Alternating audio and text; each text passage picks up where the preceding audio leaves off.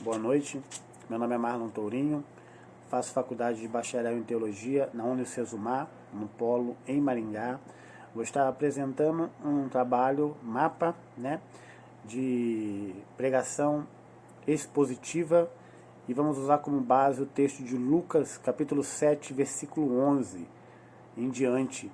Eu vou estar lendo aqui, é a ressurreição do filho da viúva de Naim.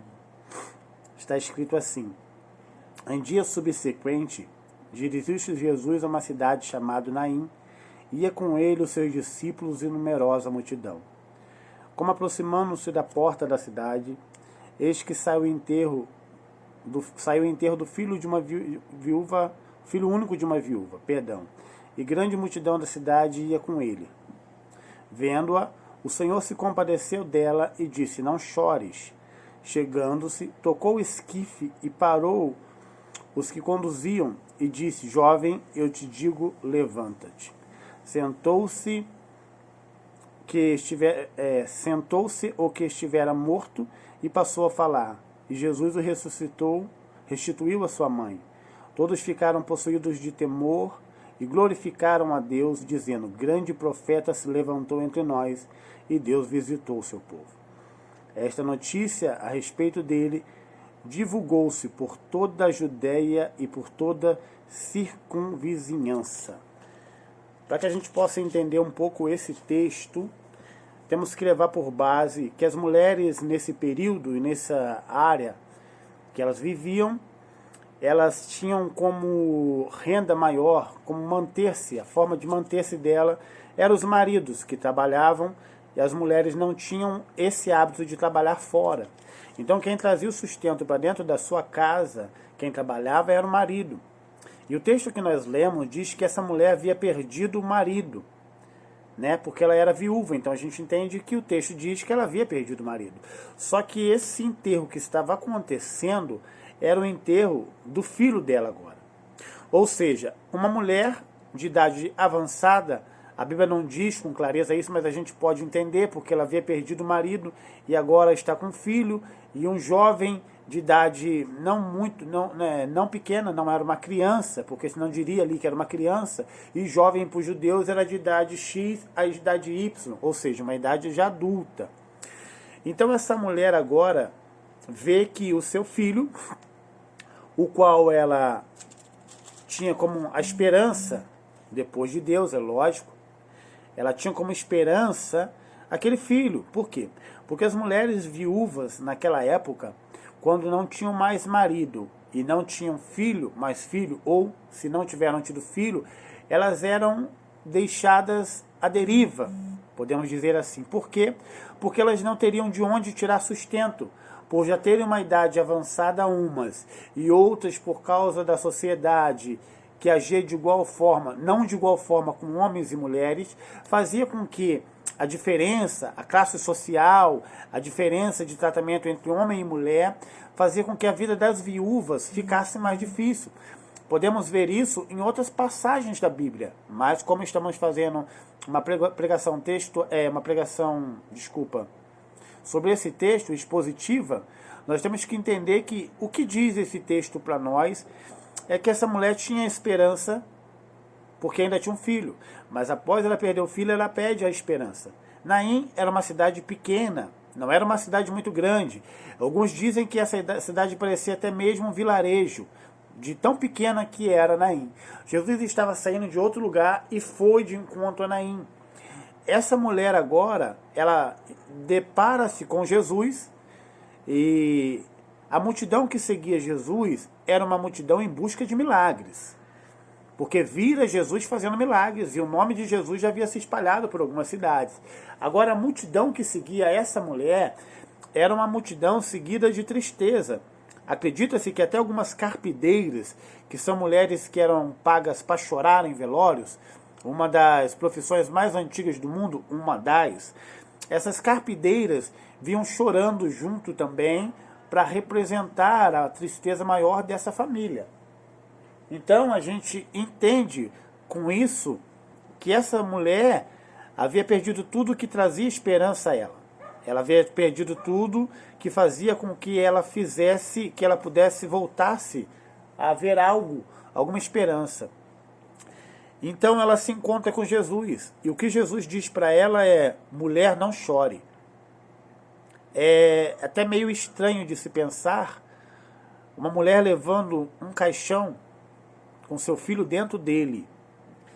E o que é dito para aquela mulher por Jesus é: não chore.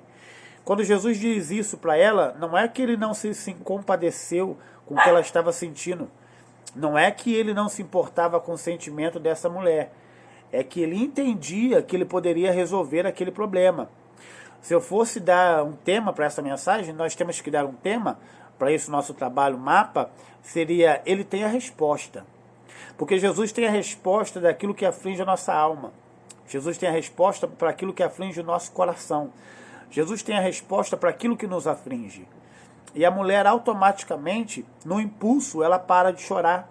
Imagino eu, o texto não diz o intervalo que houve entre a fala de Jesus e a obediência da mulher, mas imagino eu que a mulher deve ter parado meio que por susto de um homem mandar ela parar de chorar no velório do filho dela. E Jesus vai até a criança, o jovem, perdão, e diz: levanta-te. E aquele jovem na mesma hora se levanta. Mais abaixo nós vemos no texto que está escrito que grande profeta se levantou sobre nós.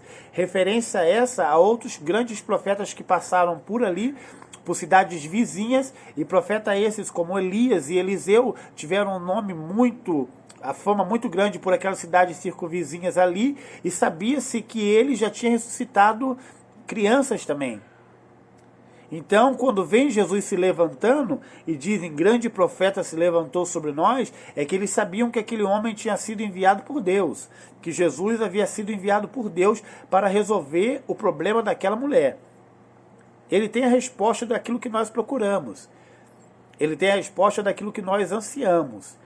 Ele tem a resposta daquilo que nós não sabemos. Ele tem a resposta. Porque ele é o portador real de milagres. Ele é o portador real daquilo que a gente pensa. Ele pode realizar, ele pode trazer concretizar aquilo que está no nosso pensamento.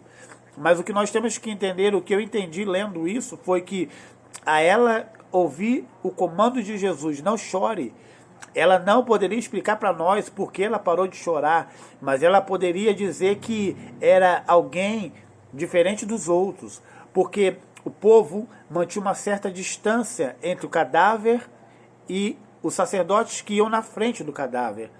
Os judeus mantinham essa certa distância. Por isso que nós encontramos somente a narrativa da viúva de Naim somente no livro de Lucas. Não há outra narrativa em outro livro, a não ser o livro de Lucas, o Evangelho de Lucas. Então a gente entende que Jesus estava com a resposta. E os discípulos agora veem Jesus ressuscitando aquele jovem e entregando de novo a esperança na mão da sua mãe. Com isso, a gente pode entender que não importa o que nos fez perder a esperança, não importa o que nos fez perder a fé, não importa até mesmo se nós não conhecemos a fé. Quando nós conhecemos a Cristo, Ele pode nos dar resposta daquilo que nós não temos resposta. Quando nós verdadeiramente nos encontramos com Ele e entendemos quem é esse que nós encontramos, Ele pode nos dar as respostas que nós não conseguiríamos dar nem a nós e nem a outros. Esta viúva, conforme diz o texto ingerido em Lucas 7, esta viúva entendeu isso, que ele tinha a resposta. Não forçando o texto ou tentando dizer alguma coisa que o texto não diz, porque está escrito na Bíblia, está escrito aqui, foi revisado, foi passado até chegar em nossas mãos. E com isso a gente entende que ela obedeceu o que ele disse, que ela obedeceu o que ele falou. Ela parou de chorar. E quando ela parou de chorar, que ela viu que era Jesus que estava na frente dela, eu imagino que essa mulher já ouvira falar de Jesus, porque ele havia feito milagres por várias regiões por ali. Eu estou imaginando. Isso é uma conjectura, é um pensamento meu. O texto qual nós lemos não diz isso. Mas para essa mulher parar, olhar para quem estava falando com ela e ouvir essa pessoa, dar uma atenção a essa pessoa, a Bíblia não diz que ela limpou os olhos ou o gesto que ela fez quando Jesus disse isso a ela. Mas nós podemos imaginar que se nesse intervalo de Jesus mandar ela chorar, ele consegue colocar a mão sobre o esquife, ou o caixão, que era parecido com o caixão, esquife, a gente entende que ela ouviu o comando dele. Ela pode não ter parado de chorar copiosamente, como é que as mães perdem um filho, choram. Mas ela deve ter parado e pensado, se ele mandou, eu vou obedecer. Porque ela consegue chegar até ele. Jesus consegue, chegar até aquele corpo. E quando Jesus chega até aquele corpo, ele faz com que aquele jovem levante-se. Não era de qualquer forma que o corpo ia para o esquife, ou o caixão, como se fosse um caixão. O corpo passava por alguns processos até chegar ao esquife. Então, todos os processos químicos que aquele corpo sofreu, para não entrar em decomposição antes do tempo, teve que obedecer à voz de Cristo e sair. De alguma forma ele teve que sair. E o corpo teve que ficar da forma que ele é, natural. Todos aqueles remédios que estavam no corpo, eu repito, para embalsamar o corpo, que era isso que eles faziam, tiveram que sair dele. E ele levantou-se. E quando ele levantou-se, Jesus pegou na mão do jovem e restituiu ele à sua mãe. E aquela mãe pega na mão do filho. A Bíblia não diz o que eles dizem, o que eles falam um para o outro, mas a gente pode ter uma base do que foi falado ali, não com palavras, mas sim com lágrimas, né? Dizendo o que muitas vezes as lágrimas dizem mais que as palavras, que por essa razão deles estarem juntos novamente, que Jesus ainda realiza milagres. Então, com essas poucas palavras, nesse período que foi estipulado por nós pelo mapa, né? Eu vou deixar um pouco de tempo aqui para estar me despedindo. Peço desculpa pelo nervosismo de começar o texto. É normal quando a gente fala de Deus, principalmente de Jesus Cristo de Nazaré, o Todo-Poderoso, nós ficarmos nervosos um pouco, carregando tamanha responsabilidade de levar para as pessoas o poderoso nome de Jesus e falar um pouco para as pessoas quem é Jesus. O apelo que eu faço para aqueles que vão ver esse vídeo, sendo eles já salvos ou não, é que não se esqueça que Jesus tem a resposta. A resposta que nós não temos, a resposta que nos falta, mesmo com o tamanho intelecto, tamanho recursos que a humanidade tem, essa resposta Jesus tem. Nós podemos ficar sem respostas mediante o interrogatório, nós podemos ficar sem respostas mediante alguns problemas que enfrentamos na vida financeira, intelectual, vida conjugal, mas Jesus nunca fica sem resposta. E antes que essa mulher perguntasse qualquer coisa, ele se apresenta para ela sendo a resposta da aflição que atingia a alma dela. Porque ele foi mandado por Deus Pai para nos salvar como uma resposta que ainda existia um jeito para que a humanidade voltasse a morar com o Pai de novo. Então que isso que essa mulher fez, de mesmo em um período de dor, em um período de perguntas, em um período de interrogações na alma, mesmo que nesse período, mesmo dentro desse período, ela para ouvir Jesus. Ela para ver o que ele iria fazer. Então, o meu apelo hoje é que, no meio da correria do dia a dia, no meio da correria da vida, você pare para ouvir o que Jesus tem a falar.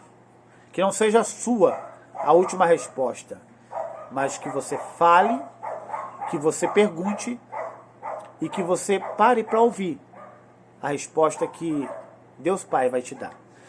Esse é meu trabalho meu trabalho mapa, que vai ser entregue para Unicesumar. E por aqui eu me despeço, lembrando mais uma vez, o meu nome é Marlon Tourinho, RA 200 2002 65215. Eu sou do Polo de Maringá. Deus abençoe a todos e uma ótima noite, em nome de Jesus.